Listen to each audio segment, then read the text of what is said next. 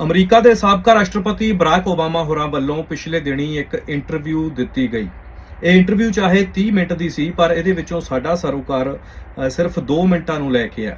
ਉਹਨਾਂ 2 ਮਿੰਟਾਂ ਦੇ ਵਿੱਚ ਭਾਰਤ ਦੀ ਹੋਣੀ ਨੂੰ ਦਰਸਾਉਂਦੇ ਹੋਏ ਕੁਝ ਬੋਲ ਬਰਾਕ ਓਬਾਮਾ ਹੋਰਾਂ ਵੱਲੋਂ ਕਹੇ ਗਏ, ਜਿਸ ਨੂੰ ਲੈ ਕੇ ਦੁਨੀਆ ਭਰ ਦੇ ਵਿੱਚ ਚਰਚਾ ਛਿੜ ਗਈ ਹੈ। ਇਹ ਚਰਚਾ ਚਾਹੇ ਭਾਰਤ ਪੱਖੀਆਂ ਦੇ ਵਿੱਚ ਹੋਵੇ, ਚਾਹੇ ਭਾਰਤ ਵਿਰੋਧੀਆਂ ਦੇ, ਪਰ ਇਹ ਚਰਚਾ ਦਾ ਵਿਸ਼ਾ ਬਣ ਗਈ ਹੈ ਕਿ ਇੱਕ ਅਮਰੀਕਾ ਦਾ ਸਾਬਕਾ ਰਾਸ਼ਟਰਪਤੀ, ਬੇਸ਼ੱਕ ਅੱਜ ਬਰਾਕ ਓਬਾਮਾ ਹੋਰਾਂ ਦੇ ਵਿੱਚ ਕੋਲ ਕੋਈ ਪਾਵਰ ਨਹੀਂ। ਵੈਸੇ ਤਾਂ ਇਹ ਵੀ ਕਿਹਾ ਜਾਂਦਾ ਹੈ ਕਿ ਜਿਹੜੇ ਅਮਰੀਕਾ ਦੇ ਰਾਸ਼ਟਰਪਤੀ ਚੁਣੇ ਜਾਂਦੇ ਨੇ ਸਮੇਂ-ਦਰ ਸਮੇਂ, ਉਹ ਕੋਈ ਇਸ ਤਰ੍ਹਾਂ ਦੀਆਂ ਟਿੱਪਣੀਆਂ ਘੱਟ ਕਰਦੇ ਨੇ, ਪਰ ਐਕਸ਼ਨ ਜ਼ਿਆਦਾ ਕਰਦੇ ਹੁੰਦੇ ਆ। ਸੋ ਹੁਣ ਬਰਾਕ ਓਬਾਮਾ ਨਾ ਤਾਂ ਪਾਵਰ ਦੇ ਵਿੱਚ ਨੇ ਤੇ ਨਾ ਹੀ ਰਾਜਨੀਤੀ ਦੇ ਵਿੱਚ ਨੇ। ਉਹ ਆਪਣਾ ਕੋਈ ਪ੍ਰਾਈਵੇਟ ਕੋਈ ਛੋਟਾ-ਮੋਟਾ ਬਿਜ਼ਨਸ ਚਲਾਉਂਦੇ ਨੇ, ਜਿਵੇਂ ਉਹਨਾਂ ਦੀਆਂ ਤਸਵੀਰਾਂ ਪਿਛਲੇ ਸਮੇਂ ਦੇ ਵਿੱਚ ਵਾਇਰਲ ਹੋਈਆਂ। ਪਰ ਅਕਸਰ ਤੁਸੀਂ ਦੇਖਿਆ ਹੋਣਾ ਹੈ ਕਿ ਇੱਕ ਰਾਜਨੀਤੀ ਦਾ ਐਕਸਪੀਰੀਅੰਸ ਹੁੰਦਾ ਹੈ, ਇੱਕ ਲੰਬਾ ਸਮਾਂ ਜਿਹੜਾ ਰਾਜਨੀਤੀ ਦੇ ਵਿੱਚ ਗੁਜ਼ਾਰਿਆ, ਇੱਕ ਅਮਰੀਕਾ ਦੇ ਰਾਸ਼ਟਰਪਤੀ ਦੇ ਤੌਰ ਵਜੋਂ ਜਿਹੜਾ ਸਮਾਂ ਗੁਜ਼ਾਰਿਆ, ਦੁਨੀਆ ਵੇਖੀ ਉਸ ਅੱਖ ਦੇ ਨਾਲ, ਤਾਂ ਉਹ ਬਹੁਤ ਕੁਝ ਮਹਿਸੂਸ ਕਰਨ ਲੱਗ ਪੈਂਦੀ ਹੈ। ਉਹ ਅੱਖ ਬਹੁਤ ਕੁਝ ਮਹਿਸੂਸ ਕਰਦੀ ਹੈ, ਉਹ ਦੁਨੀਆ ਦੇ ਕੋਨੇ-ਕੋਨੇ ਦਾ ਧਿਆਨ ਰੱਖਣ ਲੱਗ ਪੈਂਦੀ ਹੈ। ਆਖਰ ਹੋ ਕੀ ਰਿਹਾ ਹੈ, ਕਿ ਕਿੱਥੇ ਘਾਟ ਹੋ ਰਹੀ ਹੈ, ਕਿੱਥੇ ਵਾਧ ਹੋ ਰਹੀ ਹੈ। ਸੋ ਇਹ ਸਾਰੀਆਂ ਜਿਹੜੀਆਂ ਗੱਲਾਂ ਨੇ, ਮਨ ਦੇ ਵਿੱਚ ਆਪਣੇ ਆਪ ਮੁਹਾਰੇ ਜਿਹੜੀਆਂ ਇਹੋ ਜਿਹੇ ਲੋਕਾਂ ਦੇ ਉਹ ਚਿਤਵੀਆਂ ਜਾਂਦੀਆਂ। ਅਕਸਰ ਅਸੀਂ ਦੇਖਦੇ ਹਾਂ ਕਿ ਆਪਣੇ ਅਹੁਦਿਆਂ ਤੋਂ ਲੈਣ ਤੋਂ ਬਾਅਦ ਬੁੱਕਸ ਲਿਖ ਦਿੱਤੀਆਂ ਜਾਂਦੀਆਂ। ਬਰਾਕ ਓਬਾਮਾ ਹੋਰਾਂ ਵੱਲੋਂ ਵੀ ਬੁੱਕਸ ਲਿਖੀਆਂ ਗਈਆਂ, ਪਰ ਇਸ ਇੰਟਰਵਿਊ ਦੇ ਵਿੱਚ ਜੋ ਟਿੱਪਣੀ ਕੀਤੀ ਗਈ ਹੈ, ਮੈਂ ਦੁਬਾਰਾ ਦੁਹਰਾ ਦਿੰਦਾ ਕਿ ਭਾਰਤ ਜੇਕਰ ਘੱਟ ਗਿਣਤੀਆਂ ਦੇ ਹੱਕਾਂ ਦੀ ਰਾਖੀ ਨਹੀਂ ਕਰਦਾ ਤਾਂ ਆਉਂਦੇ ਸਮੇਂ ਦੇ ਵਿੱਚ ਭਾਰਤ ਦੇ ਟੁਕੜੇ ਹੋ ਜਾਣਗੇ। ਸੋ ਇਹ ਬਹੁਤ ਵੱਡੀ ਟਿੱਪਣੀ ਹੈ, ਬਹੁਤ ਵੱਡੀ। ਜੇਕਰ ਇਸ ਨੂੰ ਅਸਲ ਦੇ ਵਿੱਚ ਸਮਝਣਾ ਹੋਵੇ ਕਿ ਆਖਰ ਇਸ ਤਰ੍ਹਾਂ ਕਿਉਂ ਕਹਿਣਾ ਪਿਆ ਬਰਾਕ ਓਬਾਮਾ ਨੂੰ, ਕਿਉਂਕਿ ਜ਼ਿੰਮੇਵਾਰ ਅਹੁਦੇ ਦੇ ਉੱਤੇ ਰਹੇ ਨੇ, ਦੁਨੀਆ ਦੀ ਇੱਕ ਜ਼ਿੰਮੇਵਾਰ ਸ਼ਖਸੀਅਤ ਦੇ ਤੌਰ ਦੇ ਉੱਤੇ ਉਹ ਵਿਚਰੇ ਨੇ, ਇੱਕ ਜਿਹੜਾ ਵਰਲਡਸ ਜਿਹੜਾ ਮੋਸਟ ਪਾਵਰਫੁਲ ਮੈਨ ਵਜੋਂ ਉਹ ਰਹੇ ਨੇ। ਸੋ ਉਹਨਾਂ ਵੱਲੋਂ ਇਹ ਇੰਟਰਵਿਊ ਕਰ ਦੇਣੀ, ਇਹ ਟਿੱਪਣੀ ਕਰ ਦੇਣੀ, ਮਤਲਬ ਕਿੰਨੀ ਕੁ ਇਹ ਸਹੀ ਹੈ, ਕਿੰਨੀ ਕੁ ਗਲਤ ਹੈ। ਹੁਣ ਤੇ ਦੂਸਰੇ ਪਾਸੇ ਜਦੋਂ ਆਪਾਂ ਦੇਖਦੇ ਹਾਂ ਨਾ ਕਿ ਵਾਕਿਆ ਇਹ ਟਿੱਪਣੀਆਂ ਜਿਹੜੀਆਂ ਨੇ ਉਹ ਸਹੀ ਨੇ ਜਾਂ ਨਹੀਂ, ਉਹਦੀ ਨਾਲੋਂ ਨਾਲ ਸੈਕਿੰਡ ਉਦਾਹਰਣ ਵੀ ਤੁਹਾਨੂੰ ਦੇ ਦਿੰਦੇ ਆ ਕਿ ਨਰਿੰਦਰ ਮੋਦੀ ਹੋਰੀ ਪਿਛਲੇ ਦਿਨੀ ਅਮਰੀਕਾ ਦੀ ਜਿਹੜੀ ਹੈ ਦੌਰੇ ਦੇ ਉੱਤੇ ਸੀ। ਉੱਥੇ ਇੱਕ ਪੱਤਰਕਾਰ ਵੱਲੋਂ ਵੀ ਇਹੀ ਸਵਾਲ ਜਿਹੜਾ ਹੈ ਨਰਿੰਦਰ ਮੋਦੀ ਹੋਰਾਂ ਨੂੰ, ਦੇਸ਼ ਦੇ ਪ੍ਰਧਾਨ ਮੰਤਰੀ ਨਰਿੰਦਰ ਮੋਦੀ ਹੋਰਾਂ ਨੂੰ ਕੀਤਾ ਗਿਆ ਕਿ ਭਾਰਤ ਦੇ ਵਿੱਚ ਘੱਟ ਗਿਣਤੀਆਂ ਸੁਰੱਖਿਅਤ ਨਹੀਂ, ਤੇ ਇਹਦੇ ਬਾਰੇ ਤੁਸੀਂ ਕੀ ਕਹੋਗੇ। ਸੋ ਨਰਿੰਦਰ ਮੋਦੀ ਹੋਰਾਂ ਨੇ ਆਪਣਾ ਉਹੀ ਪਹਿਲਾਂ ਵਾਲੇ ਪੈਟਰਨ ਦੇ ਉੱਤੇ ਹੀ ਜਿਹੜਾ ਜਵਾਬ ਦਿੱਤਾ ਕਿ ਭਾਰਤ ਵੱਡੀ ਡੈਮੋਕ੍ਰੇਸੀ ਹੈ, ਅੱਜ ਦੁਨੀਆ ਦੇਖ ਰਹੀ ਹੈ, ਭਾਰਤ ਵੱਲ ਵਿਸ਼ਵ ਗੁਰੂ ਬਣਨ ਜਾ ਰਿਹਾ ਭਾਰਤ। ਸੋ ਉਹਨਾਂ ਨੇ ਕਿਹਾ ਕਿ ਜਿੱਥੇ ਘੱਟ ਗਿਣਤੀਆਂ ਦੇ ਹੱਕਾਂ ਦੀ ਰਾਖੀ ਨਹੀਂ ਹੁੰਦੀ, ਉਹ ਫਿਰ ਡੈਮੋਕ੍ਰੇਸੀ ਨਹੀਂ ਕਹਾਉਂਦਾ। ਇਹ ਨਰਿੰਦਰ ਮੋਦੀ ਹੋਰਾਂ ਦੇ ਜਿਹੜੇ ਬੋਲ ਨੇ। ਪਰ ਕੀ ਵਾਕਿਆ ਹੀ ਅੱਜ ਘੱਟ ਗਿਣਤੀਆਂ ਦਾ ਘਾਣ ਹੋ ਰਿਹਾ, ਤੇ ਜੇ ਹੋ ਰਿਹਾ ਤੇ ਕਿਉਂ ਹੋ ਰਿਹਾ? ਕੀ ਭਾਰਤ ਦਾ ਸੰਵਿਧਾਨ ਇਹ ਗੱਲਾਂ ਕਹਿੰਦਾ ਹੈ ਕਿ ਘੱਟ ਗਿਣਤੀਆਂ ਦੇ ਨਾਲ ਧੱਕਾ ਹੋਵੇ ਜਾਂ ਉਹਨਾਂ ਦੇ ਨਾਲ ਧੱਕਾ ਕੀਤਾ ਜਾ ਸਕਦਾ ਹੈ, ਜਿਹਨੂੰ ਕਾਨੂੰਨ ਜਿਹੜਾ ਹੈ, ਕਾਨੂੰਨ ਦੇ ਕਟਹਿਰੇ ਦੇ ਵਿੱਚ ਖੜਾ ਨਹੀਂ ਕੀਤਾ ਜਾ ਸਕਦਾ? ਮੈਂ ਇਹ ਅਕਸਰ ਦੇਖਦਾ ਹਾਂ ਕਿ ਮੀਡੀਆ ਦੇ ਵਿੱਚ ਐਜ਼ ਪੱਤਰਕਾਰ ਵੀ ਆਪਾਂ ਜਦੋਂ ਗੱਲ ਕਰਦੇ ਹਾਂ ਤਾਂ 2014 ਜਦੋਂ ਨਰਿੰਦਰ ਮੋਦੀ ਹੋਰੀ ਦੇਸ਼ ਦੀ ਸੱਤਾ ਦੇ ਵਿੱਚ ਆਉਂਦੇ ਨੇ ਤਾਂ ਦੇਸ਼ ਦੇ ਵਿੱਚ ਵੱਖਰੀ ਹੀ ਹਵਾ ਜਿਹੜੀ ਹੈ ਉਹ ਫਿਰਨ ਲੱਗ ਪਈ। ਇਹ ਹਵਾ ਦਾ ਰੰਗ ਜੇਕਰ ਮੈਂ ਕਹਿਣਾ ਹੋਵੇ, ਕਈ ਹਵਾ ਦਾ ਵੈਸੇ ਰੰਗ ਨਹੀਂ ਹੁੰਦਾ, ਪਰ ਜੇਕਰ ਇਸ ਹਵਾ ਨੂੰ ਰੰਗ ਦੇਣਾ ਹੋਵੇ ਤਾਂ ਇਹ ਭਗਵੇਂ ਰੰਗ ਦੀ ਹਵਾ ਜਿਹੜੀ ਆ ਉਹ ਕਹੀ ਜਾ ਸਕਦੀ ਹੈ, ਜੋ ਦੇਸ਼ ਦੇ ਵਿੱਚ ਘੁੰਮ ਰਹੀ ਹੈ। ਸੋ ਇਸ ਹਵਾ ਦੇ ਵਿੱਚ, ਹਵਾ ਦੇ ਲਪੇਟੇ ਦੇ ਵਿੱਚ ਆਉਣ ਵਾਲੇ, ਯਾਨੀ ਕਿ ਇਹ ਕਹਿ ਲਈਏ ਕਿ ਹਨੇਰੀ, ਉਸ ਹਵਾ ਦੀ ਬਣੀ ਹੋਈ ਹਨੇਰੀ ਜਾਂ ਫਿਰ ਤੂਫਾਨ ਦੇ ਲਪੇਟੇ ਦੇ ਵਿੱਚ ਆਉਣ ਵਾਲੇ ਘੱਟ ਗਿਣਤੀਆਂ 'ਚੋਂ ਸਭ ਤੋਂ ਪਹਿਲਾਂ ਮੁਸਲਿਮ ਨਜ਼ਰ ਆਉਂਦੇ ਨੇ, ਉਸ ਤੋਂ ਬਾਅਦ ਸਿੱਖ ਨੇ ਜਾਂ ਫਿਰ ਹੋਰ ਮਜ਼ਹਬ ਹੋਣਗੇ। ਸੋ ਇੱਕ 2014 ਤੋਂ ਲੈ ਕੇ ਹੀ ਇੱਕ ਆਪਾਂ ਕਹਿ ਲਈਏ ਕਿ ਇੱਕ ਆਈਡੀਆ ਜਿਹੜਾ ਹੈ ਉਹਨੂੰ ਵਿਅਕਤ ਕੀਤਾ ਜਾ ਰਿਹਾ, ਉਹਨੂੰ ਡਿਸਪਲੇ ਦੇ ਉੱਤੇ ਲਿਆਂਦਾ ਗਿਆ, ਉਹਨੂੰ ਗਰਾਊਂਡ ਦੇ ਵਿੱਚ ਉਤਾਰਿਆ ਗਿਆ। ਉਹ ਆਈਡੀਆ ਹੈ ਹਿੰਦੂ ਰਾਸ਼ਟਰ ਦਾ, ਜਿੱਥੇ ਤੁਸੀਂ ਜਾਣਦੇ ਹੋਵੋਗੇ ਕਿ ਭਾਰਤ ਦੇ ਵਿੱਚ ਘੱਟ ਗਿਣਤੀਆਂ ਤੇ ਕੁਝ ਐਸੇ ਸਟੇਟਾਂ ਨੇ ਜੋ ਵੱਖ ਰਾਜ ਦੀ ਮੰਗ ਕਰਦੀਆਂ। ਉਹਦੇ ਵਿੱਚ ਪੰਜਾਬ ਵੀ ਇੱਕ ਆ ਜਾਂਦਾ ਹੈ, ਫਿਰ ਮਣੀਪੁਰ ਵਾਲੀ ਸਾਈਡ ਵੀ ਆ ਜਾਂਦੀ ਹੈ, ਜੰਮੂ ਕਸ਼ਮੀਰ ਵੀ ਆ ਜਾਂਦੀ ਹੈ। ਸੋ ਹੋਰ ਬਹੁਤ ਸਾਰੇ ਐਸੇ ਆਪਾਂ ਕਹਿ ਸਕਦੇ ਹਾਂ ਕਿ ਲੋਕ ਨੇ ਜਿਹੜੇ ਵੱਖਰੇ ਹੋਣਾ ਚਾਹੁੰਦੇ ਨੇ ਭਾਰਤ ਤੋਂ। ਸੋ ਉੱਥੇ ਹੀ 2014 ਦੇ ਵਿੱਚ ਨਰਿੰਦਰ ਮੋਦੀ ਹੋਰਾਂ ਦੇ ਪ੍ਰਧਾਨ ਮੰਤਰੀ ਬਣਨ ਤੋਂ ਬਾਅਦ ਹਿੰਦੂ ਰਾਸ਼ਟਰ ਦਾ ਆਈਡੀਆ ਜਿਹੜਾ ਹੈ ਉਹਨੂੰ ਉਤਾਰਿਆ ਗਿਆ ਗਰਾਊਂਡ ਦੇ ਉੱਤੇ। ਸੋ ਇਸ ਆਈਡੀਆ ਦੇ ਉੱਤੇ ਵਰਕ ਵੀ ਹੋ ਰਿਹਾ। ਜੇ ਆਪਾਂ ਕਹੀਏ ਨਾ ਕਿ ਵਰਕ ਨਹੀਂ ਕੀਤਾ ਜਾ ਰਿਹਾ, ਉਹ ਪਿੱਠ ਪਿੱਛੇ ਕਹਿ ਲਈਏ, ਕੁਝ ਡਾਇਰੈਕਟਲੀ ਕੁਝ ਇਨਡਾਇਰੈਕਟਲੀ ਇਹਦੇ ਉੱਤੇ ਵਰਕ ਵੀ ਕੀਤਾ ਜਾ ਰਿਹਾ। ਆਰਐਸਐਸ ਦੇ ਮੁਖੀ ਮੋਹਨ ਭਾਗਵਤ ਬਹੁਤ ਵਾਰੀ ਇਹ ਗੱਲਾਂ ਕਹਿ ਚੁੱਕੇ ਨੇ ਕਿ ਭਾਰਤ ਦੇ ਵਿੱਚ ਜਨਮ ਲੈਣ ਵਾਲਾ ਹਰ ਕੋਈ, ਚਾਹੇ ਕੋਈ ਵੀ ਧਰਮ ਦਾ ਹੋਵੇ, ਉਹ ਹਿੰਦੂ ਹੈ। ਉਹਨਾਂ ਵੱਲੋਂ ਸਾਫ਼ ਸ਼ਬਦਾਂ ਦੇ ਵਿੱਚ ਇਹ ਗੱਲਾਂ ਕਹੀਆਂ ਗਈਆਂ। ਇਸ ਤੋਂ ਇਲਾਵਾ ਜੇਕਰ ਭਾਰਤ ਦੇ ਵਿੱਚ ਹੁੰਦੀਆਂ ਨਿਤ ਦਿਨ ਘਟਨਾਵਾਂ ਦੀ ਗੱਲ ਕਰਦੇ ਹਾਂ, ਜਿਹਦੇ ਵਿੱਚ ਮੁਸਲਮਾਨਾਂ ਦੇ ਉੱਤੇ ਤਸ਼ੱਦਦ, ਉਹਨਾਂ ਦੇ ਘਰ ਤੱਕ ਢਾ ਦਿੱਤੇ ਗਏ, ਯੂਪੀ ਦੇ ਵਿੱਚ ਆ ਪਿਛਲੇ ਦਿਨਾਂ ਦੀਆਂ ਘਟਨਾਵਾਂ ਨੇ। ਸੋ ਉਸ ਤੋਂ ਇਲਾਵਾ ਵੀ ਬਹੁਤ ਸਾਰੀਆਂ ਘਟਨਾਵਾਂ ਹੁੰਦੀਆਂ। ਮਸਜਿਦਾਂ ਦੇ ਉੱਤੇ ਵੀ ਅਟੈਕ ਕੀਤੇ ਜਾਂਦੇ ਨੇ। ਕਈ ਵਾਰ ਤਾਂ ਇਹ ਕਹਿ ਦਿੱਤਾ ਜਾਂਦਾ ਕਿ ਇਸ ਮਸਜਿਦ ਦੇ ਥੱਲੇ ਕੋਈ ਹਿੰਦੂ ਦੇਵੀ ਦੇਵਤਿਆਂ ਦੀਆਂ ਮੂਰਤੀਆਂ ਜਿਹੜੀਆਂ ਨੇ ਉਹਨਾਂ ਨੂੰ ਕੱਢਣਾ ਜ਼ਰੂਰੀ ਹੈ, ਦੱਬੀਆਂ ਹੋਈਆਂ ਨੇ, ਉਹਨਾਂ ਨੂੰ ਕੱਢਣਾ ਜ਼ਰੂਰੀ ਹੈ। ਸੋ ਕੋਰਟ ਦੇ ਵਿੱਚੋਂ ਉਹਦੇ ਵੀ ਆਰਡਰ ਲੈ ਲਏ ਜਾਂਦੇ ਆ। ਸੋ ਕਦੇ ਫਿਰ ਕਿਸੇ ਮੁਸਲਮਾਨ ਬਜ਼ੁਰਗ ਨੂੰ ਘੇਰ ਕੇ ਦਾੜੀ ਪੁੱਟ ਦਿੱਤੀ ਜਾਂਦੀ ਹੈ ਤੇ ਇਹ ਕਿਹਾ ਜਾਂਦਾ ਹੈ ਕਿ ਜੈ ਸ਼੍ਰੀ ਰਾਮ ਦੇ ਨਾਅਰੇ ਜਿਹੜੇ ਆ ਲਾਉਣੇ ਚਾਹੀਦੇ ਆ। ਕੋਈ ਗਊਆਂ ਦਾ ਕਾਰੋਬਾਰ ਕਰਦਾ ਹੈ, ਕੋਈ ਮੱਝਾਂ ਦਾ ਕਾਰੋਬਾਰ ਕਰਨ ਵਾਲਾ ਮੁਸਲਮ ਹੈ, ਤਾਂ ਫਿਰ ਤਾਂ ਉਹਦੀ ਜਾਨ ਗਈ ਹੋਈ ਸਮਝੋ। ਸੋ ਕਿਉਂਕਿ ਉਹਨਾਂ ਨੂੰ ਘੇਰ ਲਿਆ ਜਾਂਦਾ ਹੈ ਕਿ ਤੁਸੀਂ ਸ਼ਾਇਦ ਇਹਨੂੰ ਬੁੱਚੜਖਾਨੇ ਲੈ ਕੇ ਚੱਲੇ ਹੋ, ਗਾਈਆਂ ਨੂੰ, ਜਿਹੜੇ ਗਊਆਂ ਨੇ, ਚਾਹੇ ਉਹ ਬਿਜ਼ਨਸਮੈਨ ਹੋਵੇ, ਵਪਾਰੀ ਹੋਵੇ। ਸੋ ਇਹ ਘਟਨਾਵਾਂ ਦੇ ਵਿੱਚ ਦਿਨੋਂ ਦਿਨ ਵਾਧਾ ਹੋਇਆ, ਜਿਸ ਨੂੰ ਲੈ ਕੇ ਇੱਕ ਸਹਿਮ ਜਿਹੜਾ ਹੈ ਦੁਨੀਆ ਭਰ ਦੇ ਵਿੱਚ ਜਿਹੜੇ ਵਸਣ ਵਾਲੇ ਭਾਰਤੀ ਨੇ ਉਹਨਾਂ ਦੇ ਵਿੱਚ ਬਣਿਆ ਹੋਇਆ ਕਿ ਆਖਰ ਭਾਰਤ ਕਿੱਧਰ ਨੂੰ ਵੱਧ ਰਿਹਾ। ਸੋ ਇਹੀ ਚੀਜ਼ਾਂ ਇੰਟਰਨੈਸ਼ਨਲ ਲੈਵਲ ਦੇ ਉੱਤੇ ਨੋਟ ਕੀਤੀਆਂ ਜਾ ਰਹੀਆਂ। ਇਹ ਆਪਾਂ ਇਹ ਵੀ ਕਹਿੰਦੇ ਹੁੰਦੇ ਆ ਨਾ ਕਿ ਅਕਸਰ ਹੀ, ਮੈਂ ਚਲੋ ਇੰਟਰਨੈਸ਼ਨਲ ਲੈਵਲ ਤੇ ਬਾਅਦ ਚ ਜਾਣੇ, ਆਪਾਂ ਉਹ ਗੱਲ ਬਾਅਦ ਚ ਕਰਦੇ ਹਾਂ। ਸੋ ਭਾਰਤ ਦੇ ਵਿੱਚ ਜੇਕਰ ਗੱਲ ਕਰੀਏ, ਸੋ ਇਹ ਚੀਜ਼ਾਂ ਜਿਹੜੀਆਂ ਨੇ ਨਿਤ ਦਿਨ ਵਰਤਣੀਆਂ ਸ਼ੁਰੂ ਹੋਈਆਂ, ਇਹਦੇ ਵਿੱਚ ਕੋਈ ਦੋ ਰਾਏ ਨਹੀਂ ਹੈ। ਹੁਣ ਇੱਕ ਗੱਲ ਹੋਰ ਹੈ, ਹੁਣ ਓਬਾਮਾ, ਜੋ ਬਰਾਕ ਓਬਾਮਾ ਨੇ, ਉਹਨਾਂ ਦਾ ਇਹ ਬਿਆਨ ਦੇਣਾ, ਮਤਲਬ ਕਿ ਕੀ ਮਹਿਸੂਸ ਕੀਤਾ ਹੋਏਗਾ ਬਰਾਕ ਓਬਾਮਾ ਹੋਰਾਂ ਨੇ। ਮਤਲਬ ਆਪਾਂ ਇਹ ਦੇਖੀਏ ਭਈ ਕਿਸੇ ਵੇਲੇ ਜਿਹੜੇ ਅਮਰੀਕਾ ਦੇ ਸਾਬਕਾ ਰਾਸ਼ਟਰਪਤੀ, ਮੈਂ ਉਹਨਾਂ ਦਾ ਨਾਮ ਵਿਸਰ ਗਿਆ, ਜੇ ਮੈਨੂੰ ਨਾਮ ਆ ਜਾਂਦਾ ਤੇ ਮੈਂ ਤੁਹਾਨੂੰ ਦੱਸ ਦਿੰਦਾ, ਉਹ ਭਾਰਤ ਦੇ ਦੌਰੇ ਤੇ ਜਾਂਦੇ ਨੇ ਤੇ 36 ਸਿੰਘਪੁਰਾ ਦਾ ਕਾਂਡ ਹੁੰਦਾ ਹੈ। ਉੱਥੇ ਸਿੱਖਾਂ ਨੂੰ ਕੱਢ ਕੇ, ਸਿੱਖਾਂ ਦਾ ਜੋ ਪਿੰਡ ਸੀ 36 ਸਿੰਘਪੁਰਾ, ਉਹਦੇ ਵਿੱਚੋਂ ਕੱਢ ਕੇ 35 ਸਿੱਖ ਮਾਰ ਦਿੱਤੇ ਜਾਂਦੇ ਨੇ। ਸੋ ਉਹ ਘਟਨਾ ਵਾਪਰਦੀ ਹੈ। ਉਸ ਤੋਂ ਬਾਅਦ ਡੋਨਲਡ ਟਰੰਪ ਹਜੇ ਕੁਝ ਸਾਲ ਪਹਿਲਾਂ, ਜਦੋਂ ਪ੍ਰਧਾਨ ਮੰਤਰੀ, ਮਾਫ ਕਰਨਾ, ਰਾਸ਼ਟਰਪਤੀ ਸੀ ਅਮਰੀਕਾ ਦੇ, ਉਹ ਜਾਂਦੇ ਨੇ ਤੇ ਉਹ ਦਿੱਲੀ ਦੇ ਵਿੱਚ ਜਿਹੜਾ ਹੈ ਇੱਕ ਬੜੀ ਤਗੜੀ ਘਟਨਾ ਵਾਪਰਦੀ ਹੈ, ਜਿਹਦੇ ਵਿੱਚ 50 ਤੋਂ 60 ਮੌਤਾਂ ਹੋ ਜਾਂਦੀਆਂ, ਵਿੱਚੋਂ ਮੈਜੋਰਿਟੀ ਮੁਸਲਮਾਨ ਸੀ, ਜਿਨ੍ਹਾਂ ਦੇ ਮਸਜਿਦਾਂ ਦੇ ਉੱਤੇ ਫਿਰ ਤਿਰੰਗੇ ਫਹਿਰਾਏ ਗਏ। ਇਹ ਤਾਂ BBC, CNN ਵਰਗੇ ਜਿਹੜੇ ਚੈਨਲ ਨੇ, ਉੱਥੇ ਵੀ ਇਹ ਫੁਟੇਜ ਜਿਹੜੀਆਂ ਨੇ ਚੱਲੀਆਂ ਉਸ ਵੇਲੇ। ਸੋ ਐਸਾ ਕੀ ਹੁੰਦਾ ਕਿ ਜਦੋਂ ਅਮਰੀਕਾ ਦਾ ਰਾਸ਼ਟਰਪਤੀ ਭਾਰਤ ਜਾਂਦਾ ਤੇ ਕੋਈ ਨਾ ਕੋਈ ਘਟਨਾ ਵਾਪਰ ਜਾਂਦੀ ਹੈ। ਅੱਗੇ ਪਿੱਛੇ ਸ਼ਾਂਤੀ ਹੈ, ਆਪਾਂ ਇਹ ਵੀ ਦੇਖੀਏ ਕਿ ਬਹੁਤ ਸ਼ਾਂਤੀ ਜਿਹੜੀ ਹੈ ਉਹ ਭਾਰਤ ਦੇ ਵਿੱਚ ਹੈ। ਕੋਈ ਵੀ ਕਿਤੇ ਨਿਤ ਦਿਨ ਕੋਈ ਅਟੈਕ ਨਹੀਂ ਹੋ ਰਿਹਾ। ਕੋਈ ਭਾਰਤ ਦੇ ਅੰਦਰ ਵਸਣ ਵਾਲੇ ਮੁਸਲਮਾਨ ਜਾਂ ਬਾਹਰ ਵਸਣ ਵਾਲੇ ਮੁਸਲਮਾਨ, ਉਹਨਾਂ ਦੇ ਉੱਤੇ ਵੀ ਬਹੁਤ ਵਾਰੀ ਟਿੱਪਣੀਆਂ ਹੁੰਦੀਆਂ ਸੀ ਕਿ ਅਟੈਕ ਕਰ ਰਹੇ ਨੇ, ਬਹੁਤ ਸਾਰੇ ਬੰਬ ਧਮਾਕੇ ਹੁੰਦੇ ਆ ਜਾਂ ਇਸ ਤਰ੍ਹਾਂ ਹੁੰਦਾ ਹੈ। ਸੋ ਇਹ ਵੀ ਦੇਖੀਏ ਆਪਾਂ ਕਿ ਕੋਈ ਆਮ ਘਟਨਾ ਜਿਹੜੀ ਉਹ ਭਾਰਤ ਦੇ ਵਿੱਚ ਨਹੀਂ ਹੁੰਦੀ। ਸੋ ਸ਼ਾਂਤੀ ਹੈ। ਜੇ ਭਾਰਤ ਦੇ ਅੰਦਰਲੇ ਮੁਸਲਮਾਨਾਂ ਦੀ ਗੱਲ ਕਰੀਏ ਤਾਂ ਉਹਨਾਂ ਦੇ ਉੱਤੇ ਇੰਨਾ ਜ਼ਿਆਦਾ ਸਹਿਮ ਹੈ, ਮੈਨੂੰ ਲੱਗਦਾ ਕਿ ਉਹ ਸ਼ਾਇਦ ਬੋਲਣੋਂ ਵੀ ਜਿਹੜੇ ਨੇ ਇਸ ਵੇਲੇ ਚੁੱਪ ਕਰਾਏ ਹੋਏ ਆ ਕਿ ਤੁਸੀਂ ਆਪਣੀ ਜ਼ੁਬਾਨ ਵੀ ਨਹੀਂ ਖੋਲ ਸਕਦੇ। ਸੋ ਅਮਰੀਕਾ ਦੇ ਰਾਸ਼ਟਰਪਤੀਆਂ ਦਾ ਭਾਰਤ ਜਾਣਾ ਤੇ ਭਾਰਤ ਦੇ ਵਿੱਚ ਕੋਈ ਨਾ ਕੋਈ ਕਾਂਡ ਹੋ ਜਾਣਾ, ਕਿਤੇ ਨਾ ਕਿਤੇ ਸਵਾਲੀਆ ਚਿੰਨ੍ਹ ਆਉਂਦਾ ਹੈ। ਬਿਲ ਕਲਿੰਟਨ, ਹਾਂਜੀ ਜੇ ਮੈਂ ਗਲਤ ਨਹੀਂ ਤਾਂ ਬਿਲ ਕਲਿੰਟਨ ਜਦੋਂ ਰਾਸ਼ਟਰਪਤੀ ਸੀ ਅਮਰੀਕਾ ਦੇ, ਉਹ ਜਾਂਦੇ ਨੇ ਭਾਰਤ ਤੇ ਉੱਥੇ ਉਹ ਹੁੰਦਾ ਹੈ 36 ਸਿੰਘਪੁਰਾ ਵਾਲਾ ਕਤਲਕਾਂਡ। ਤੇ ਜਦੋਂ ਵਾਪਸ ਆਉਂਦੇ ਨੇ ਤੇ ਕਿਤਾਬ ਲਿਖਦੇ ਨੇ ਬਿਲ ਕਲਿੰਟਨ, ਉਹਦੇ ਵਿੱਚ ਉਹਨਾਂ ਨੇ ਸਪੈਸ਼ਲ ਚੀਜ਼ਾਂ ਨੋਟ ਕੀਤੀਆਂ, ਕਈਆਂ ਵੀ, ਕਿ ਇਸ ਤਰ੍ਹਾਂ ਹੋ ਸਕਦਾ ਹੈ। ਹੁਣ ਮੈਂ ਅਗਲੀ ਗੱਲ ਕਰਾਂ, ਬਰਾਕ ਓਬਾਮਾ ਵੀ ਜਦੋਂ ਜਾਂਦੇ ਨੇ ਭਾਰਤ ਤਾਂ ਉੱਥੇ ਉਹ ਸਪੀਚ ਕਰਦੇ ਨੇ। ਉੱਥੇ ਨਰਿੰਦਰ ਮੋਦੀ ਹੋਰਾਂ ਦੇ ਸਾਹਮਣੇ ਉਹਨਾਂ ਨੇ ਇਹ ਸਪੀਚ ਕੀਤੀ।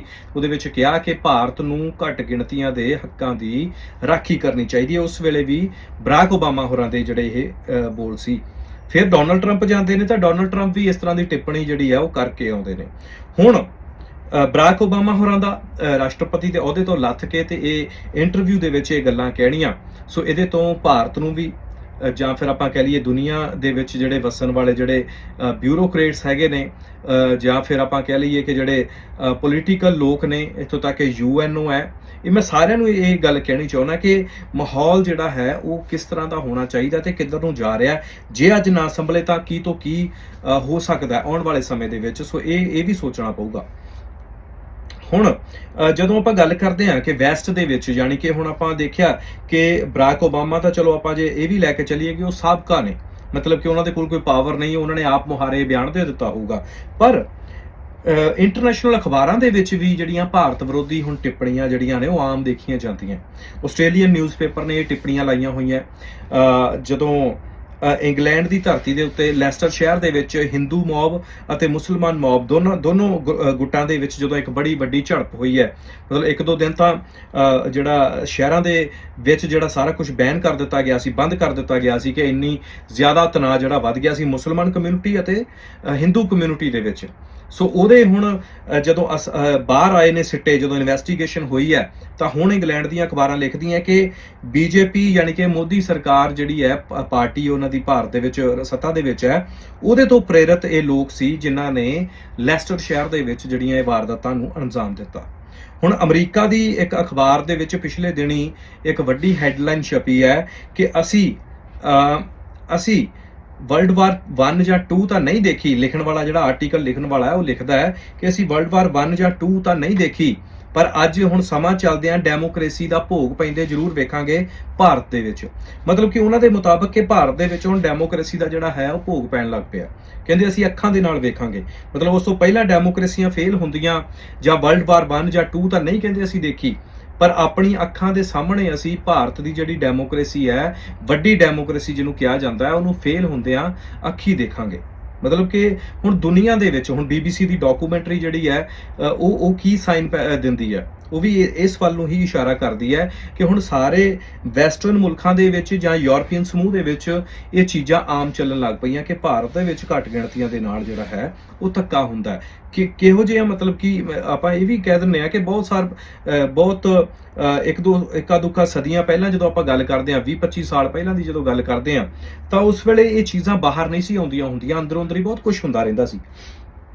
ਪਰ ਅੱਜ ਹਰ ਇੱਕ ਚੀਜ਼ ਦੀ ਜਿਹੜੀ ਹੈ ਖਬਰ ਨਿਊਜ਼ ਬਣ ਕੇ, ਵੀਡੀਓ ਬਣ ਕੇ ਬਾਹਰ ਆਉਂਦੀ ਹੈ, ਹਰ ਗੱਲ ਸੋਸ਼ਲ ਮੀਡੀਆ ਦੇ ਉੱਤੇ ਪੈਂਦੀ ਹੈ। ਸੋ ਜੋ ਚੀਜ਼ਾਂ ਦੀ ਡਾਕੂਮੈਂਟੇਸ਼ਨ UNO, ਅਮਰੀਕਾ ਵਰਗੇ ਮੁਲਕ, ਆਸਟ੍ਰੇਲੀਆ, ਇੰਗਲੈਂਡ ਵਰਗੇ ਮੁਲਕਾਂ ਦੇ ਵਿੱਚ ਅਕਸਰ ਹੁੰਦੀ ਹੈ। ਹੁਣ ਆਪਾਂ ਇਹ ਵੀ ਗੱਲ ਨਾਲੋਂ ਨਾਲ ਹੀ ਕਰ ਲਈਏ ਵੀ ਕੀ ਘੱਟ ਗਿਣਤੀਆਂ ਦੇ ਨਾਲ ਜਿਹੜਾ ਧੱਕਾ ਹੈ ਉਹ ਸਿਰਫ ਭਾਰਤ ਦੇ ਵਿੱਚ ਹੁੰਦਾ? ਨਹੀਂ, ਚਾਈਨਾ ਦੇ ਵਿੱਚ ਵੀ ਉਥੇ ਮੁਸਲਮਾਨ ਇੱਕ ਕਮਿਊਨਿਟੀ ਵੱਸਦੀ ਹੈ ਜਿਹੜੀ, ਉਹਨਾਂ ਦੇ ਨਾਲ ਵੀ ਬਹੁਤ ਵੱਡਾ ਧੱਕਾ ਚਾਈਨਾ ਦੇ ਵਿੱਚ ਵੀ ਹੁੰਦਾ। ਇਹਦੀਆਂ ਵੀ ਬਹੁਤ ਸਾਰੀਆਂ ਖਬਰਾਂ, ਬਹੁਤ ਸਾਰਾ ਕੁਝ ਅੰਦਰਲਾ ਜਿਹੜਾ ਹੈ ਉਹ ਬਾਹਰ ਆਉਂਦਾ ਰਹਿੰਦਾ। ਪਰ ਐਕਸ਼ਨ ਦੀ ਜਦੋਂ ਗੱਲ ਕਰਦੇ ਹਾਂ ਤਾਂ ਉਹਦੇ ਉੱਤੇ ਵੀ ਕੋਈ ਐਡਾ ਐਕਸ਼ਨ ਨਹੀਂ UNO ਵੱਲੋਂ ਲਿਆ ਜਾਂਦਾ। ਅਮਰੀਕਾ ਵੱਲੋਂ ਵੀ, ਅਮਰੀਕਾ ਆਪਣੇ ਤੌਰ ਦੇ ਉੱਤੇ ਤਾਂ ਲੱਗਾ ਹੋਇਆ ਕਿ ਚਾਈਨਾ ਦੇ ਨਾਲ, ਚਾਈਨਾ ਨੂੰ ਡਿਸਟਰੋਏ ਕਰਨਾ ਹੈ ਕਿ ਇਹ ਸਾਡੇ ਤੋਂ ਵੱਡੀ ਪਾਵਰ ਨਾ ਬਣ ਜੇ। ਪਰ ਜੇਕਰ ਉਸ ਤਰੀਕੇ ਦੇ ਨਾਲ ਕਹੀਏ ਤਾਂ ਲੋਕ ਜਿਹੜੇ ਨੇ ਉਹ ਬਹੁਤ ਘੱਟ ਖੜਦੇ ਆ। ਪੋਲੀਟੀਕਲ ਪਾਵਰਾਂ, ਵੱਡੀਆਂ ਪਾਵਰਾਂ ਬਹੁਤ ਘੱਟ ਖੜਦੀਆਂ ਉਹ ਲੋਕਾਂ ਦੇ ਨਾਲ ਜਿਨ੍ਹਾਂ ਦੇ ਨਾਲ ਧੱਕਾ ਹੁੰਦਾ। ਸੋ ਹੁਣ ਜੇ ਆਪਾਂ ਮੁਸਲਮਾਨਾਂ ਦੀ ਚਾਈਨਾ ਦੇ ਵਿੱਚ ਗੱਲ ਕਰਦੇ ਹਾਂ ਤਾਂ ਹੁਣ ਆਪਾਂ 36 ਮੁਲਕ ਕਹਿੰਦੇ ਆ ਜਾਂ ਕੋਈ 56 ਮੁਲਕ ਵੀ ਕਹਿ ਦਿੰਦਾ ਕਿ ਮੁਸਲਮਾਨਾਂ ਦੇ ਹੈਗੇ ਆ। ਪਰ ਕੀ ਚਾਈਨਾ ਦੇ ਵਿੱਚ ਮੁਸਲਮਾਨ ਕਮਿਊਨਿਟੀ ਦੇ ਨਾਲ ਹੁੰਦੇ ਧੱਕੇ ਦੇ ਖਿਲਾਫ ਕੋਈ ਮੁਲਕ ਬੋਲਦਾ ਹੈ? ਕੋਈ ਵੱਡੀ ਪਾਵਰ, ਛੋਟੀ ਪਾਵਰ ਕੋਈ ਬੋਲਦੀ ਹੈ? ਕੋਈ ਵੀ ਨਹੀਂ ਬੋਲਦਾ। ਜੇ ਹੁਣ ਭਾਰਤ ਦੇ ਅੰਦਰ ਹੁੰਦੀਆਂ ਘਟਨਾਵਾਂ ਦੀ ਗੱਲ ਕਰੀਏ ਤਾਂ ਕੋਈ ਵੀ ਮੁਸਲਮਾਨ ਮੁਲਕ ਜਿਹੜਾ ਹੈ ਉਹ ਬੋਲਦਾ ਨਹੀਂ, ਕਿਉਂਕਿ ਸਾਰਿਆਂ ਨੂੰ ਆਪਣੇ ਪੋਲੀਟੀਕਲ ਹਿੱਤ ਪਿਆਰੇ ਹੁੰਦੇ ਨੇ। ਉਹਨਾਂ ਦੇ ਆਧਾਰ ਤੇ ਗੱਲ ਚੱਲਦੀ ਹੈ। ਕਿਸੇ ਦਾ ਕਤਲ, ਰੋਹਿੰਗੀਆ ਮੁਸਲਮਾਨਾਂ ਦਾ ਕਿੱਡਾ ਵੱਡਾ ਕਤਲੇਆਮ ਜਿਹੜਾ ਹੈ ਉਹ ਬਰਮਾ ਵਰਗੇ ਦੂਜੇ ਇੱਧਰ ਸਾਈਡ ਜਿਹੜਾ ਹੈ ਉਹ ਹੋਇਆ। ਸੋ ਉਹ ਕਿਸੇ ਨੇ ਵੀ ਉਹਨੂੰ ਜਿਹੜਾ ਨਹੀਂ ਦੇਖਿਆ, ਮਤਲਬ ਕਿ ਇਹ ਹੁੰਦਾ ਹੈ ਤੇ ਇਹ ਬੰਦ ਹੋਣਾ ਚਾਹੀਦਾ ਹੈ। ਕਿਸੇ ਨੇ ਵੀ ਹਾਂ ਦਾ ਨਾਰਾ ਨਹੀਂ ਮਾਰਿਆ, ਕੋਈ ਵੱਡੀ ਪਾਵਰ ਜਿਹੜੀ ਹੈ ਉਹਦੇ ਉੱਤੇ ਨਹੀਂ ਬੋਲਦੀ। ਸੋ ਹੁਣ ਇਹ ਵੀ ਗੱਲ ਆ ਜਾਂਦੀ ਹੈ। ਹੁਣ ਜਿਹੜੀ ਮੈਂ ਗੱਲ ਕਹਿਣੀ ਚਾਹੁੰਦਾ ਹੈ ਕਿ ਜੇ ਉਹਨਾਂ ਮੁਲਕਾਂ ਦੇ ਵਿੱਚ ਹੁੰਦੇ ਕਤਲੇਆਮਾਂ ਦੇ ਉੱਤੇ ਕੋਈ ਵੱਡਾ ਐਕਸ਼ਨ, ਸਖਤ ਐਕਸ਼ਨ ਨਹੀਂ, ਤਾਂ ਕੀ ਭਾਰਤ ਦੇ ਵਿੱਚ ਇਹ ਹੁੰਦੀਆਂ ਇਹਨਾਂ ਗੱਲਾਂ ਦੇ ਉੱਤੇ, ਇਹ ਜਿਹੜੇ ਵਾਪਰ ਰਹੀਆਂ ਘਟਨਾਵਾਂ ਦੇ ਉੱਤੇ ਕੋਈ ਐਕਸ਼ਨ ਕੋਈ ਲਵੇਗਾ ਜਾਂ ਨਹੀਂ ਲਵੇਗਾ? ਸੋ ਇਹ ਵੀ ਹੁਣ ਇੱਕ ਸਵਾਲ ਜਿਹੜਾ ਹੈ ਉਹ ਪੈਦਾ ਹੁੰਦਾ। ਪਰ ਉਹਦੇ ਨਾਲ ਮੈਂ ਇਹ ਕਹਿਣਾ ਚਾਹੁੰਦਾ ਕਿ ਵੈਸਟ ਦੇ ਵਿੱਚ ਹੁਣ ਇੱਕ ਲੌਬੀ ਜਿਹੜੀ ਹੈ ਉਹ ਉੱਠ ਖੜੀ ਹੋਈ ਹੈ, ਜਿਹੜੀ ਭਾਰਤ ਦੇ ਵਿਰੋਧ ਦੇ ਵਿੱਚ ਵੀ ਹੈ। ਉਹ ਇਸ ਗੱਲੋਂ ਕਿ ਘੱਟ ਗਿਣਤੀਆਂ ਦੇ ਨਾਲ ਧੱਕਾ ਜਿਹੜਾ ਹੈ ਉਹ ਹੁੰਦਾ, ਹੋ ਰਿਹਾ, ਨਿਰੰਤਰ ਹੋ ਰਿਹਾ ਜਦੋਂ ਤੋਂ ਭਾਰਤ ਦੇ ਵਿੱਚ ਨਰਿੰਦਰ ਮੋਦੀ ਯਾਨੀ ਕਿ BJP ਸੱਤਾ ਦੇ ਵਿੱਚ ਆਈ ਹੈ। ਸੋ ਇਹਦੇ ਕੀ ਮਾਇਨੇ ਨੇ? ਭਾਰਤ ਚੰਗੀ ਤਰ੍ਹਾਂ ਜਾਣਦਾ ਹੈ, ਅਮਰੀਕਾ ਚੰਗੀ ਤਰ੍ਹਾਂ ਜਾਣਦਾ ਹੈ, ਜਾਂ ਫਿਰ ਹੋਰ ਜਿਹੜੀਆਂ ਪਾਵਰਸ ਨੇ ਉਹ ਚੰਗੀ ਤਰ੍ਹਾਂ ਜਾਣਦੀਆਂ। ਪਰ ਜਿਹੜੇ ਉਹ ਲੋਕ ਨੇ ਜਿਹੜੇ ਆਪਣਾ ਅਲੱਗ ਰਾਜ ਮੰਗਦੇ ਨੇ, ਜਿਹਦੇ ਵਿੱਚ ਉਹ ਸਿੱਖ ਵੀ ਹੈ, ਮੁਸਲਮਾਨ ਵੀ ਹੈ, ਜਾਂ ਫਿਰ ਮਣੀਪੁਰ ਵਾਲੀ ਜਿਹੜੀ ਹੈਗੀ ਹੈ ਸਾਈਡ, ਉਹ ਹੋ ਗਏ ਲੋਕ। ਸੋ ਇਹ ਸਾਰੀਆਂ ਚੀਜ਼ਾਂ ਉਹਨਾਂ ਵੱਲੋਂ ਇਹ ਡਾਕੂਮੈਂਟੇਸ਼ਨ ਕੀਤੀਆਂ ਜਾਂਦੀਆਂ, ਕਿਉਂਕਿ ਤੁਸੀਂ ਦੇਖਿਆ ਹੋਣਾ ਕਿ ਜਦੋਂ ਸਿੱਖ ਦੁਨੀਆ ਦੇ ਵਿੱਚ ਜਾ ਕੇ ਤੇ ਖਾਲਸਾ ਰਾਜ ਦੀ ਮੰਗ ਕਰਦੇ ਆ ਤਾਂ ਉਹਨਾਂ ਵੱਲੋਂ ਇਹ ਚੀਜ਼ਾਂ ਜਿਹੜੀਆਂ ਨੇ ਨਾਲ ਦੁਹਰਾਈਆਂ ਜਾਂਦੀਆਂ ਕਿ 1984 ਦੀ ਨਵੰਬਰ 'ਚ ਸਾਡਾ ਕਤਲੇਆਮ ਹੋਇਆ ਸੀ, ਜੈਨੋਸਾਈਡ ਹੋਇਆ ਸੀ। ਪਰ ਉਹ ਚੀਜ਼ਾਂ ਇੱਕ ਤਰ੍ਹਾਂ ਦਾ ਬਲ ਦਿੰਦੀਆਂ ਨੇ, ਇੱਕ ਤਰ੍ਹਾਂ ਦਾ ਫਿਊਲ ਦਿੰਦੀਆਂ ਨੇ ਇਹ ਚੀਜ਼ਾਂ ਨੂੰ ਕਿ ਹਾਂ ਜਿਹੜੀ ਉਹ ਲੌਬੀ ਕਰ ਰਹੇ ਨੇ ਵੱਖਰੇ ਰਾਜ ਦੀ, ਉਹਦੇ ਲਈ ਇੱਕ ਬਹੁਤ ਪੋਜ਼ਿਟਿਵ ਜਿਹੜੀ ਚੀਜ਼ ਉਹ ਨਿਕਲ ਕੇ ਆਉਂਦੀ ਹੈ ਜਦੋਂ ਦੱਸਿਆ ਜਾਂਦਾ ਕਿ ਸਾਡੇ ਨਾਲ ਕਤਲੇਆਮ ਹੋਇਆ, ਸਾਡੇ ਨਾਲ ਆਹ ਘਟਨਾਵਾਂ ਜਿਹੜੀਆਂ ਨੇ ਉਹ ਵਾਪਰੀਆਂ ਪਾਸ ਦੇ ਵਿੱਚ। ਸੋ ਹੁਣ ਜੇ ਅੱਜ ਵੀ ਭਾਰਤ ਦੇ ਵਿੱਚ ਆ ਘਟਨਾਵਾਂ ਵਾਪਰ ਰਹੀਆਂ ਨੇ ਤਾਂ ਉਹਨਾਂ ਲੋਕਾਂ ਦੇ ਲਈ ਵੀ ਚਾਹੇ ਮੁਸਲਮਾਨ, ਚਾਹੇ ਮਣੀਪੁਰ ਵਾਲੇ ਹੋਣ ਜਾਂ ਦੂਜੇ ਹੋਣ, ਸੋ ਉਹਨਾਂ ਚੀਜ਼ਾਂ ਲਈ ਵੀ ਇਹ ਜਿਹੜੀਆਂ ਉਹਨਾਂ ਲੋਕਾਂ ਲਈ ਵੀ ਇਹ ਜਿਹੜੀਆਂ ਗੱਲਾਂ ਹੁਣ ਹੋ ਰਹੀਆਂ, ਸੋ ਇੱਕ ਤਰ੍ਹਾਂ ਦੀ ਡਾਕੂਮੈਂਟੇਸ਼ਨ ਬਣ ਰਹੀ ਹੈ, ਉਹਨਾਂ ਦੀ ਵੀ ਉਹ ਸਾਰਾ ਕੁਝ ਬਣ ਰਹੀ ਹੈ। ਤੇ ਜਦੋਂ ਉਹ ਕੇਸ ਜਿਹੜਾ ਹੈ ਅੱਗੇ ਲੈ ਕੇ ਜਾਂਦੇ ਨੇ ਤਾਂ ਫਿਰ ਉਹਦੇ ਵਿੱਚ ਉਹ ਚੀਜ਼ਾਂ ਲਾਈਆਂ ਜਾਂਦੀਆਂ। ਸੋ ਇਹ ਚੀਜ਼ਾਂ ਤੋਂ ਮੈਂ ਸਮਝਦਾ ਕਿ ਜਿਹੜੇ ਭਾਰਤ ਦੇ ਵਿੱਚ ਉਹ ਲੋਕ ਜਿਹੜੇ ਐਕਸਟ੍ਰੀਮ ਨੇ, ਜਿਹੜੇ ਕੱਟੜਵਾਦੀ ਵਿਚਾਰਧਾਰਾ ਨਾਲ ਸੰਬੰਧਿਤ, ਜਿਹੜੇ ਕਹਿੰਦੇ ਅਸੀਂ ਘੱਟ ਗਿਣਤੀਆਂ ਨੂੰ ਵੇਖਣਾ ਨਹੀਂ ਚਾਹੁੰਦੇ, ਸੋ ਅੱਜ ਵੀ ਉਹ ਲੋਕ, ਉਹ ਪਾਵਰਸ ਜਿਹੜੀਆਂ ਨੇ, ਸ਼ਾਇਦ ਹੁਣ ਆਪਾਂ ਬੀਜੇਪੀ ਦੀ ਵੀ ਗੱਲ ਕਰ ਲਈਏ, RSS, ਸੋ ਇਹ ਅੱਜ ਵੀ ਨਹੀਂ ਸਮਝ ਰਹੇ ਕਿ ਜਿਹੜੀਆਂ ਬੀਤੇ ਸਮੇਂ 'ਚ ਕੀਤੀਆਂ ਹੋਈਆਂ, ਵਰਤਾਈਆਂ ਹੋਈਆਂ ਉਹਨਾਂ ਵੱਲੋਂ ਘਟਨਾਵਾਂ ਨੇ, ਉਹ ਅੱਜ ਉਹਨਾਂ ਲਈ ਨਸੂਰ ਬਣੀਆਂ ਹੋਈਆਂ, ਜ਼ਖਮ ਬਣੀਆਂ ਹੋਈਆਂ, ਕਿਉਂਕਿ ਅਮਰੀਕਾ, ਕੈਨੇਡਾ ਦੀਆਂ ਬਹੁਤ ਸਾਰੀਆਂ ਸਟੇਟਾਂ ਦੇ ਵਿੱਚ ਸਿੱਖ ਜੈਨੋਸਾਈਡ ਸ਼ਬਦ ਜਿਹੜਾ ਪਾਸ ਕਰ ਦਿੱਤਾ ਗਿਆ, ਮਤੇ ਪਾਸ ਹੋ ਗਏ। ਸੋ ਉਹ ਅੱਜ ਨਸੂਰ ਬਣ ਰਹੇ ਤੇ ਜਿਹੜੀਆਂ ਅੱਜ ਘਟਨਾਵਾਂ ਹੋ ਰਹੀਆਂ ਕੀ ਉਹ ਨਹੀਂ ਬਣਨਗੀਆਂ? ਸੋ ਇਹ ਸਾਰੀ ਜਿਹੜੀ ਹੈ ਇੱਕ ਆਪਣੇ ਵਿਰੋਧ ਦੇ ਵਿੱਚ ਹੀ ਭਾਰਤ ਜੋ ਇਸ ਵੇਲੇ ਕੰਮ ਕਰ ਰਿਹਾ ਹੈ, ਸੋ ਆਪਣੇ ਵਿਰੋਧ ਦੇ ਵਿੱਚ ਹੀ ਇੱਕ ਜਿਹੜਾ ਇਹ ਸਾਰੀ ਇੱਕ ਆਪਾਂ ਕਹਿ ਲਈਏ ਵੀ ਫੀਲਡਿੰਗ ਜਿਹੜੀ ਆਪਣੇ ਵਿਰੋਧ ਦੇ ਵਿੱਚ ਜਿਹੜੀ ਹੈ ਉਹ ਤਿਆਰ ਕਰਵਾ ਰਿਹਾ ਹੈ ਜਦੋਂ ਇਹੋ ਜਿਹੀਆਂ ਘਟਨਾਵਾਂ ਨੂੰ ਅੰਜਾਮ ਦਿੰਦਾ ਹੈ। ਸੋ ਇਹ ਅੱਜ ਦੀ ਜਿਹੜੀ ਗੱਲਬਾਤ ਸੀਗੀ ਬਰਾਕ ਓਬਾਮਾ ਦੇ ਬਿਆਨ ਦੇ ਉੱਤੇ ਕਿ ਭਾਰਤ ਆਉਂਦੇ ਸਮੇਂ ਦੇ ਵਿੱਚ ਟੁੱਟ ਸਕਦਾ ਹੈ ਜੇਕਰ ਘੱਟ ਗਿਣਤੀਆਂ ਦੀ ਹੱਕਾਂ ਦੀ ਰਾਖੀ ਨਹੀਂ ਕੀਤੀ। ਮੈਂ ਨਾਲ ਤੁਹਾਨੂੰ ਦੱਸ ਦਿੱਤਾ ਕਿ ਹੋਰ ਬਹੁਤ ਸਾਰੇ ਮੁਲਕ ਨੇ ਜਿੱਥੇ ਘੱਟ ਗਿਣਤੀਆਂ ਦੇ ਨਾਲ ਕਤਲੇਆਮ ਹੁੰਦਾ ਹੈ, ਪਰ ਉੱਥੇ ਕਿਸੇ ਤਰ੍ਹਾਂ ਦਾ ਕੋਈ ਐਕਸ਼ਨ ਨਾ UNO ਨੇ ਹਜੇ ਤੱਕ ਲਿਆ ਤੇ ਨਾ ਹੀ ਕੋਈ ਅਮਰੀਕਾ ਨੇ। ਹਾਂ, ਅਮਰੀਕਾ ਆਪਣੇ ਹਿੱਤਾਂ ਦੀ ਗੱਲ ਜ਼ਰੂਰ ਕਰਦਾ ਹੈ। ਜਦੋਂ ਉਹਨੂੰ ਲੱਗਦਾ ਕਿ ਕੋਈ ਪਾਵਰ ਵੱਡੀ ਹੁੰਦੀ ਹੈ, ਫਿਰ ਉੱਥੇ ਉਸ ਪਾਵਰ ਨੂੰ ਘਟਾਉਣ ਦੇ ਲਈ, ਉਹਨੂੰ ਟੁਕੜੇ ਕਰਨ ਦੇ ਲਈ ਫਿਰ ਹੱਥਕੰਡੇ ਅਪਣਾਏ ਜਾਂਦੇ ਨੇ। ਉਹਦੇ ਵਿੱਚ ਹੁਣ ਭਾਵੇਂ ਆਉਂਦੇ ਸਮੇਂ ਦੇ ਵਿੱਚ ਜੇਕਰ ਅਮਰੀਕਾ ਨੂੰ ਲੱਗਦਾ ਹੈ ਕਿ ਚਾਈਨਾ ਮੇਰੇ ਤੋਂ ਵੱਡੀ ਪਾਵਰ ਬਣ ਰਿਹਾ, ਵੈਸੇ ਤਾਂ ਉਹ ਚਾਈਨਾ ਵੱਲ ਹੋ ਚੁੱਕਿਆ ਆਲਰੇਡੀ, ਤੇ ਰਸ਼ੀਆ ਨੂੰ ਉਹ ਡਿਸਟਰੋਏ ਕਰ ਚੁੱਕਿਆ, ਸੈਕੰਡ ਨੰਬਰ ਚਾਈਨਾ ਦਾ। ਤੇ ਜੇ ਆਉਂਦੇ ਸਮੇਂ ਦੇ ਵਿੱਚ ਭਾਰਤ ਬਾਰੇ ਵੀ ਉਸ ਨੂੰ ਲੱਗਿਆ ਅਮਰੀਕਾ ਨੂੰ ਕਿ ਇੱਕ ਵੱਡੀ ਪਾਵਰ ਬਣ ਕੇ ਮੇਰੇ ਲਈ ਚੈਲੰਜ ਬਣ ਸਕਦਾ ਇੰਡੀਆ, ਤਾਂ ਫਿਰ ਉੱਥੇ ਵੀ ਜਿਹੜਾ ਹੈ ਆਪਣੇ ਤਰੀਕੇ ਦੇ ਨਾਲ, ਆਪਣੀਆਂ ਪਾਲਿਸੀਆਂ ਦੇ ਨਾਲ ਭਾਰਤ ਦੇ ਟੁਕੜੇ ਕਰਵਾਉਣ ਦੇ ਵਿੱਚ ਵੀ ਉਹ ਪਿੱਛੇ ਨਹੀਂ ਹਟੇਗਾ। ਪਰ ਜੇ ਉਸ ਤਰੀਕੇ ਨਾਲ ਕਹੀਏ ਕਿ ਤੁਹਾਡੇ ਲਈ ਕੋਈ ਵੀ ਖੜਦਾ ਹੈ ਘੱਟ ਗਿਣਤੀਆਂ ਦੇ ਲਈ, ਤਾਂ ਉਹ ਜੀ ਕੋਈ ਵੀ ਗੱਲਬਾਤ ਨਹੀਂ ਹੁੰਦੀ।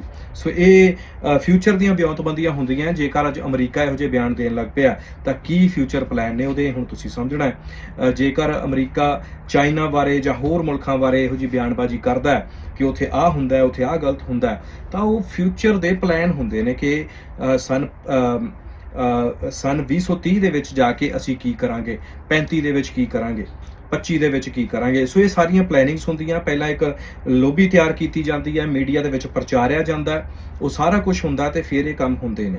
ਪਰ ਹੁਣ ਗੱਲ ਫਿਰ ਉੱਥੇ ਹੀ ਲਿਆ ਕੇ ਆਪਾਂ ਖੜੇ ਕਰਦੇ ਹਾਂ, ਕਿਸੇ ਨੂੰ ਬਰੀ ਨਹੀਂ ਕਰਦੇ ਕਿ ਇਹ ਨਹੀਂ ਹੋ ਰਿਹਾ, ਬਿਲਕੁਲ ਹੋ ਰਿਹਾ। ਇਹ ਮੁਲਕਾਂ ਦੇ ਵਿੱਚ, ਇੱਥੋਂ ਤੱਕ ਕਿ ਪਾਕਿਸਤਾਨ ਦੇ ਵਿੱਚ ਵੀ ਘੱਟ ਗਿਣਤੀਆਂ ਦਾ ਮਾੜਾ ਹਾਲ ਹੈ, ਭਾਰਤ ਦੇ ਵਿੱਚ ਵੀ ਹੈ ਤੇ ਚਾਈਨਾ ਦੇ ਵਿੱਚ ਵੀ ਹੈਗਾ। ਰਸ਼ੀਆ ਵਰਗੇ ਮੁਲਕ ਵੀ ਜਿਹੜੇ ਨੇ ਉਹ ਵੀ ਜਿਹੜੀ ਹੈ ਬਹੁਤ ਵੱਡੀ ਆਪਾਂ ਕਹਿ ਸਕਦੇ ਹਾਂ ਵੀ ਇੱਕ ਜਦੋਂ ਆਪਣੇ ਆਈ ਤੇ ਆ ਜਾਣ ਤਾਂ ਫਿਰ ਕਾਤਲ ਦਾ ਹੀ ਸਾਥ ਦਿੰਦੇ ਹੁੰਦੇ ਆ। ਸੋ ਬਹੁਤ ਸਾਰੀਆਂ ਐਸੀਆਂ ਪਾਵਰਸ ਨੇ ਪਰ ਆਪਣੇ ਆਪਣੇ ਦਮ ਤੇ ਟਿਕੀਆਂ ਹੋਈਆਂ। ਬਹੁਤ ਧੰਨਵਾਦ, ਮਿਲਦੇ ਹਾਂ ਜੀ ਫਿਰ।